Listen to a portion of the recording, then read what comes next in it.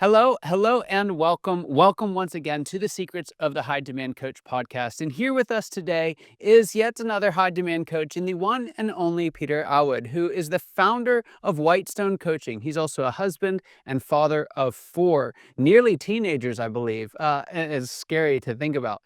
He's also a five-time founder and leadership coach. He's passionate about coaching Christian businessmen to break through their leadership ceiling, discover unknown barriers, and emerge with actionable insights for sustained personal and professional growth. Well, Peter, I'm super excited to have you on the show. We've had a chance to chat just briefly a time or two before, and you're one of those people that I think we just see the world very similar in a lot of ways. So, welcome to the show.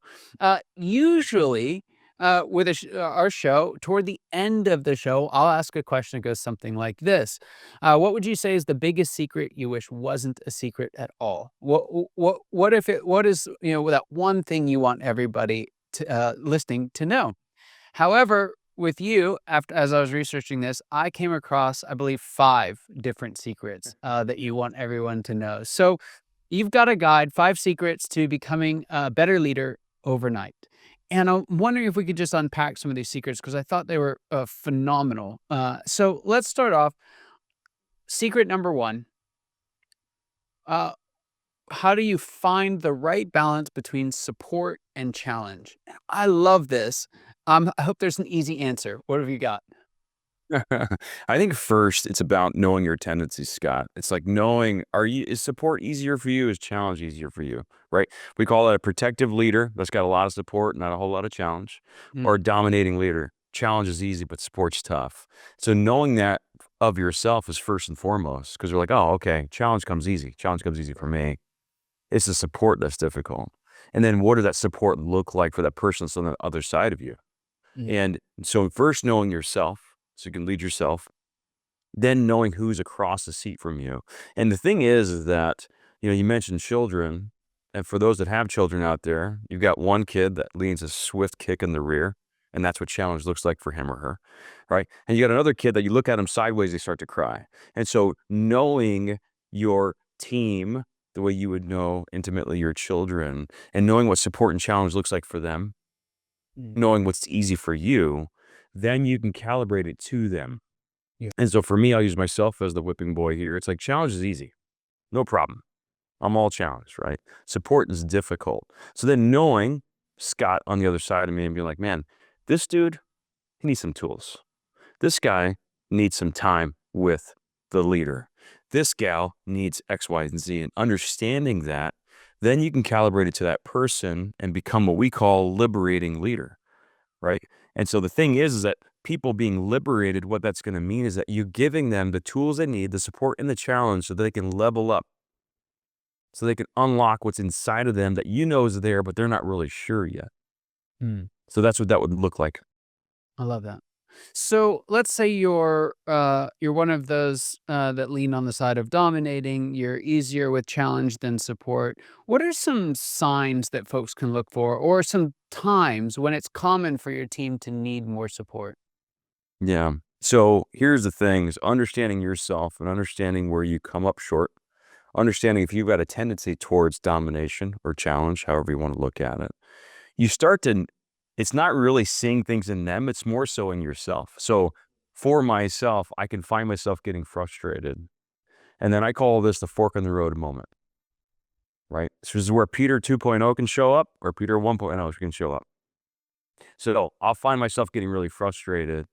And instead of going down that path, which is what's natural for me, I'm going to ask myself the question is, what have I missed here? Yeah. Where are they falling short? Because I'm falling short. And then when you pause, because I've always thought like, man, if there was a patient version of me, that would be amazing. Right. And that patient version of me would be like that half-second pause where I could catch those words before they come flying out of my mouth. Right. And for me, that fork in the road, that pause, that question is, where have I fallen short as a leader? Mm. Where am I responsible for this? Yeah. And when you ask yourself that question, you'll actually zoom out just for a second and be like, whoa, whoa, whoa, hold on a second. I communicated poorly. I didn't provide the support, the tools they needed. And you start to ask yourself those questions and you'll see it. Or you won't. And you're like, wait a minute. No, no, no. We've gone through this before. And this is where the challenge is actually appropriate. And I actually had a situation like that this morning where it's like, wait, no. I've given this important challenge. This person's not stepping up, and now they need to know it in that way. And so it's more introspective, if that makes sense. It does. One of the temptations of the more protective leaderships I come across is to mistake the goal of making their team's life easier for the, I think, more powerful goal of making them better.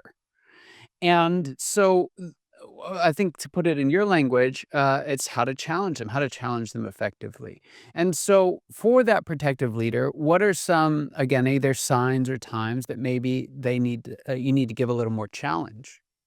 Yeah, very, very good question. Here's what's interesting about a protective leader. Typically, they are the nurturers or the connectors using our language, right? And a connector has to ask themselves, am I more concerned with being liked than being the leader? And because a lot of times it's like, wait, this feels yucky, right? Or a protective leader has worked for a dominating leader before, and they're like, I definitely don't want to look like that. Yes. Man, Peter, that guy, I worked with him. He was awful. I don't want to look anything like that.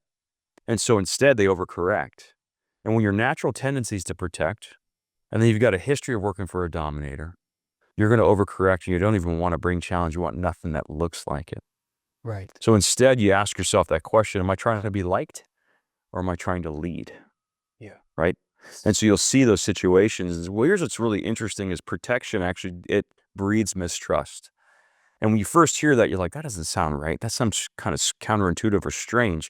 What happens is when Scott's trying to protect or Peter's trying to protect and someone's missed the Friday deadline 3rd time in a row, you'll say, that's okay. Don't worry about it. How does Monday sound? And they're like, yeah, I can do it on Monday. Well, when they come in on Monday, Scott did it on Saturday. Right. And then they're like, wait, how come? Oh, don't worry about it, man. I was here on Saturday. I just knocked it out for you. No big deal. When really it was a really big deal. Mm. And then it comes to review time and it's not so pretty and Right. they're confused. Yeah. You're like, all those times I said it was okay. Actually, it wasn't. I was kind of keeping track and it's really bothering me. And they're like, why didn't you tell me? Well, the truth is you couldn't or you didn't want to. Mm. And so that breeds the mistrust. And so asking yourself that question, am I trying to be liked or do I want to be a leader here? Yeah. And calling yourself up to bring that challenge when it's necessary. And you'll know deep down, you're like, this is the 3rd time this is really making me frustrated and speaking out about it and doing it in a really calm, cool, and collected way. And you could ask them the same question you asked yourself, which I presented earlier, which was what? What have I not given to you Exactly. that is causing this to happen? Where am I failing you? And they're going to have to say, nowhere, actually, I'm the one. Okay. I just want to make sure you got everything you need because Mm. we can't miss another Friday, Scott. We're gonna have a Right. problem. Yeah. And that clarity, especially for that type of leader, can be terrifying, the first couple of times especially, but, Yes. when you look back at it, folks who navigate this well, particularly the more protective types, when they're willing to step into that danger zone, it creates this fantastic opportunity for life change for your team members. Yeah. It's those difficult moments that folks will remember 5 and 10 and 20 years later and thank you for it. But it takes the bravery to step into that. I wanna jump into Extremely uncomfortable. Yes. I wanna jump into secret number 2 here, productivity or life. What's that all about? So, there's a phrase we use about being overproductive and underpresent. And a lot of these really hit home for me because we can be so focused on getting the job done and so in the mode of checking things off the list that we forget to live and we forget to be present. And so there are definitely people in your life, people in mine, that I'm like, man, if I could just be that present with people and not let other things bother me, I'd be such a Yeah. better person, right? But issue is a lot of us that are hard chargers, a lot of us that are in the driver's seat of our business, we tend to be what we call overproductive and underpresent, meaning we take that tool that's caused us to get things done, and then we misappropriate them, we misapply them. Yeah. And so understanding that life needs a different drum beat in different situations. That you're not bringing that productivity home when really you should be doing Legos with Johnny or Jane, right? Yeah. And so I've actually got a really bad habit that I've worked towards being much, much better at. It's like my kids know if dad comes downstairs to have lunch, he's going to be doing it on a phone call, eating a sandwich over the trash can because he's in a hurry, right? And they better get it out quick, right? Or he's not going to listen. He's not going to hear it, right? And so that right there is a misappropriation. And so having that drum beat, having what we call gears in life, where you're like, dude, I'm in fifth gear and I'm focusing, but that's for a specific segment in time of my day. But then second gear mode, where I'm going to deeply connect, I'm going to take my Apple Watch off and I'm going to turn my phone on airplane mode. And I'm just going to be hanging out doing a puzzle with one of my kids. Yeah. Or I'm going to have first gear, where I'm like filling myself up in the morning when it's quiet at 5 a.m., doing my Bible reading time and my journaling time, right? And my thinking time, my praying time. Yeah. So those types of things. And so really analyzing your day and understanding, like, hold on, this is chaotic. It's all in one gear. There's actually no plan. I've got leaders that look at my calendar like, dude, you have sleep on there. I'm like, of course I do. Like, you have coffee time with your wife on here? Of course I do. Yeah.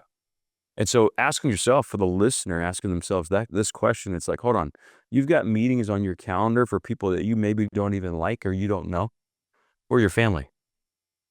Where's the time for yourself? And so when someone tells me what the priorities are, I'm like, okay, open your calendar. Let's see where those priorities are. They're nowhere to be found. So hopefully that's helpful there too. So good. So good. It leads directly into secret number 3. And how does your peace measure up? Because if you don't have some sort of control over all that chaos, if you're constantly letting your calendar overrun you, if you're constantly chasing at 100 miles an hour, as opposed to, walking at times at that, 3 miles an hour, which is just agonizing. Uh, it's virtually impossible to walk in peace. So, uh, why is peace so important? And you make an interesting point in the guide that it's multifaceted as well. So tell us more. Yeah. So we call this the peace index, and it's these 5 different P's in your life, right? So purpose, place, provision, personal health, people, right? And taking a measurement of that. And I like to make the analogies, like a lot of us are driving around, check engine lights on. But if anybody on here has driven an old jalopy, you're like, you know how to make the check engine light go away? You put a piece of tape over it, right? So a lot of us are driving around with check engine lights on, but we've got tape over it. We're not paying attention. And so if you are regularly, and it doesn't need to be that crazy, it can be quarterly, just take a measurement of these 5 P's in your life. Mm. Like, how are you on purpose? Like 0 to 100%. How's that going? Yeah. People in your life. How's your provision? Finances, how are they in order? Your personal health, how is that? Your place. Are you digging where you're living? Your home and your locale? How's that going? And then taking those and divided by 5. It's like, what's that percentage? Mm. Is it a 20%? Are you at a 99? Like, how's it going? Because what gets measured gets managed. We all know that Peter Drucker quote, right? But it's like paying attention to those things, because I think the issue that makes me really frustrated about myself and other people, it's like, man, we're really unsatisfied, but of what? Right. What exactly? Like, you're unhappy. Why? What is it? And so I run into people constantly that are very dissatisfied. Their dissatisfaction is very high. But when I start asking questions about vision, they got nothing. And it's like, wait, hold on. When there's a really high dissatisfaction and your vision's low, that's a person that's stuck. They're spinning their wheels. They're stuck in the mud. They just don't know what to do. They have no natural next steps. Yeah. But someone who's super dissatisfied, but man, their vision's really, really high, and they're like, I don't like this, but I know where I'm going. That delta is where natural next steps get derived. You're like, it might take me 10 years, but man, I'm putting one foot in front of the other. I know what I'm doing. But you can't do that when you don't really know. You're like, oh, if your place is off, okay, cool. Let's move, man. Let's talk about it. How do we get you there? Is it going to take 10 years? That's okay. Because the thing is where you start to see satisfaction, where you start to have peace, is when you're like, I I don't like where I'm at, but I know where I'm going, and it's going to take me a while, but I'm getting there. I'm on my way. But when you don't know where you need to go, check engine lights covered up, navigation's broken, man, that's the most frustrating, stuck in the mud sort of feeling. So Yeah. measuring that piece is critically important. I love to, just as an exercise, asking this question, saying now, right? Because Yeah. there's a few different challenges. We'll kind of have, well, I've got my purpose. I went through, my full day session with Peter and his team, or like we've done something in the past and we've just been banking on it for months and weeks or years. And or the opposite side of that is, yeah, I've got purpose, but it's way out in the future, and I don't feel like I'm really attached to it at all right now. So I love going through those, having an opportunity to just ask yourself, hey, take inventory. How am I doing right now? Such a big deal. I want to jump here just for the sake of time into secret number 4. And secret number 4 is a question. What's your 70%? So what's the 70%? Why is it so important? Yeah, yeah. So this is a cool tool, man, called 70/30. And it's a measurement of your unconscious competence and your conscious competence. Okay, let's explain what those mean. Your unconscious competence, what you were put on this earth to do. Nobody needs to tell Scott to dig in on XYZ. You do it anyways because you love it. And it comes natural to you. And you just like naturally get better at it because it's just, you love it. It's your superpower. Your conscious competence is something you have to become consciously competent in, meaning you're like, dude, the bookkeeping, don't really like it, but I need to know what these numbers mean, right? This software, don't like it, but I got to learn how to use it because it's necessary to keep the wheels on. And so what's cool about 70/30, it's a healthy balance of conscious competence and unconscious competence. Now, why is that? So I'll give you an example. Your life, your business life, super frustrating. You do a 70/30 analysis. You're like, dude, I'm flip-flopped. I'm 30/70. Spending a ton of time in my conscious competence, stuff that I hate. I'm going to do what the gurus tell me. Delegate everything, right? And then you go 100/0 or 99/1, and it's great. And then the wheels fall off, and you're like, what the heck? I did what they told me to do. It's because there's certain things in your business, and you know what those are for you, that you do not like, but they're necessary guardrails in order to keep the trains running on time, Yeah. to keep the P&L in check, whatever that is for you. You may not need to do the bookkeeping. You got to manage a bookkeeper. You got to meet with her once a week or him once a week. And you need to know what KPIs to measure. And so it's a healthy balance of the things that you are put on this earth to do and the things that are necessary as leadership to keep the trains running on time. And that's what you need to do an analysis on. And again, you measure it and you're like, it's way off. Okay. Now you need to put a plan in place to get yourself on track to get that balance to right sized. It may take you 6 months, it may take you 2 years. Doesn't really matter as long as you know that you're on track to get there. Or you know it's a temporary thing, right? We're in grind mode. We're doing this. It's a sprint, and you keep measuring to make sure that that sprint doesn't turn into a marathon, doesn't turn into your life, right? Yeah. Yeah. Yeah. Unreal. There's so many different places we could go with this. I've loved the conversation so far. We've got 5 different secrets, but we're gonna put number 5 here on hold. And not on hold, but if you want to get access to number 5, you got to get the guide. So how can folks get a copy of your guide and find out what secret number 5 is? Yeah, appreciate that, man. So they could text the word Whitestone, the 2 words Whitestone, to 55444, and they'll get opted in, and they'll get the guide. Plus, they'll get some bonuses via email. So those are free. That's the best way to get that. And if they want to reach out to us, man, they go to whitestonecoach.com/call, and we can hop on a call and discover what their desired outcomes are. And if we're the right fit, or if there's someone in our network that's better, we'll refer them out. So this is what we love to do, man. It's what we were put on this earth to do. Fantastic. Peter, thanks so much for being on. Thank you so much for sharing your secrets with us here today. It was a privilege and honor finally getting to hit record on one of our conversations. This is a ton of fun. Loved having you here, man. And for those of you watching and listening, your time and attention mean the world to us. I hope you got as much out of this conversation as I know I did, and I cannot wait to see you next time. Take care.